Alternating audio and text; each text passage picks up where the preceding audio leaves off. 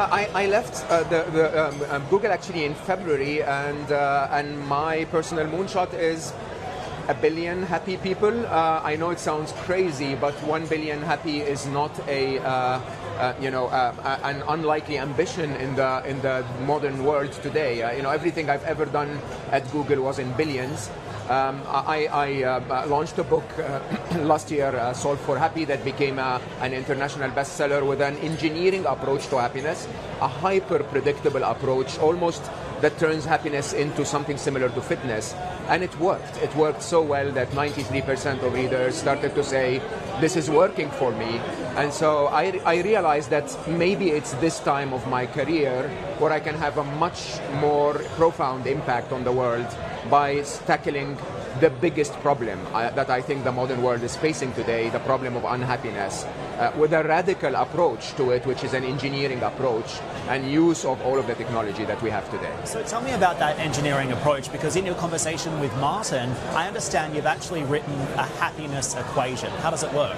I wasn't always happy. Of course, I was, like most people who have success early in their careers, the more you get blessed in life, somehow you start to become unhappier. And it really puzzled me, because the events of my life were amazing in my late 20s, and I was miserable. I was almost clinically depressed. And so I took an engineering approach to it. I took as many data points as I can, I think of moments in my life where I felt happy, and I tried to plot a chart to develop an equation that predicts happiness and unhappiness. And the equation is much simpler than you think, but it's much more profound than it seems. It basically says that your happiness is equal to or greater than the difference between the events of your life and your expectation of how life should behave.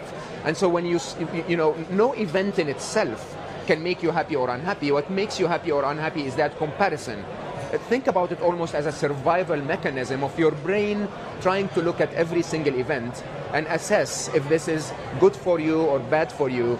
Rain in itself wouldn't make you happy or unhappy. If you're a farmer, rain would make you happy. If you want to suntan, rain would make you unhappy. And so with that, I started to dig deeper and ask myself, scientifically, 70% of the incessant thoughts we have in our brain are negative. The answer to that equation is negative 70% of the time. I asked myself, is that even true? Is that even possible? And the answer was found in the reality of how we solve the equation, the approach we take to happiness in the modern world.